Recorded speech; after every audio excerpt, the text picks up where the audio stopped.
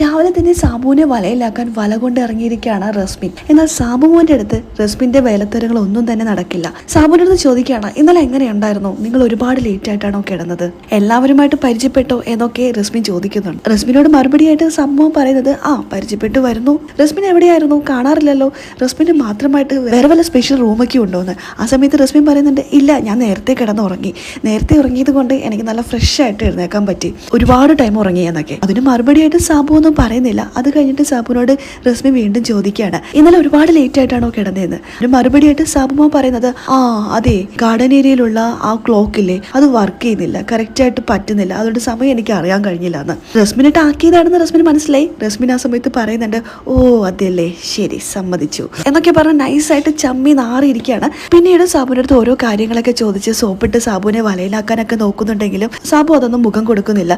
സാബുവിന് പറയേണ്ട കാര്യങ്ങൾ മാത്രം ഉരുളയ്ക്ക് ഉപ്പേരി എന്ന രീതിയിലാണ് സാബു റസ്മിന് മറുപടി കൊടുക്കുന്നത്. അവിടെ നിന്നിട്ട് കാര്യമില്ലെന്ന് മനസ്സിലായത് കൊണ്ട് റസ്മിൻ പതിയെ അങ്ങോട്ട് എഴുന്നേറ്റ് സാബുവിന്റെ മുന്നിൽ ചമ്മി നാറിയതൊക്കെ അവർ റൂമിൽ പോയി അതങ്ങോട്ട് തീർക്കാണ്. ആൻസിബയുടെ അടുത്ത് ചോദിക്കുന്നുണ്ട്, ഇന്നലെ ഞാൻ ഉറങ്ങിയതിനു ശേഷം എന്തെങ്കിലുമൊക്കെ പ്രശ്നം ഉണ്ടായോ എന്ന്. പോസ്റ്റിലെ കുടുംബാംഗങ്ങൾ എല്ലാവരെയും റസ്മിൻ കുറച്ച് ദിവസങ്ങൾ കൊണ്ട് തന്നെ കയ്യിലെടുത്തു.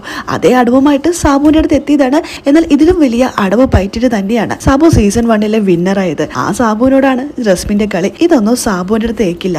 സാബു രാവിലെ തന്നെ തെളിയിച്ചു കൊടുത്തിരിക്കുകയാണ്. ഇന്ന് ഗസ്റ്റ് വരുന്നുണ്ട്, ഏത് ഗസ്റ്റാണ് വരുന്നതെന്നൊക്കെ സാബുവിനോട് ചോദിച്ചപ്പോൾ സാബു പറഞ്ഞത് എനിക്കറിയില്ല എന്ന് പറഞ്ഞുകൊണ്ട് ഒരു ചിരിയാണ് ചിരിച്ചത്. പലതരത്തിലുള്ള അടവുമായിട്ട് കുടുംബാംഗങ്ങൾ വരുമെന്ന് മനസ്സിലാക്കിക്കൊണ്ട് തന്നെയാണ് സാബു അവിടെ തുടരുന്നത്. എന്താകുമെന്ന് നമുക്ക് കാത്തിരുന്ന് തന്നെ കാണാം. ലൈവ് കാണാൻ സാധിക്കാത്ത കൂട്ടുകാർക്കായുള്ള ലൈവ് ബിഗ് ബോസ് അപ്ഡേഷൻ നമ്മുടെ ചാനലിൽ ഉണ്ടാകും. ആദ്യമായി കാണുന്ന പ്രേക്ഷകരും ചാനൽ ഇതുവരെ സബ്സ്ക്രൈബ് ചെയ്യാതെ കാണുന്ന കൂട്ടുകാരും പെട്ടെന്ന് തന്നെ യൂട്യൂബ് ചാനൽ സബ്സ്ക്രൈബ് ചെയ്തോളൂ കേട്ടോ.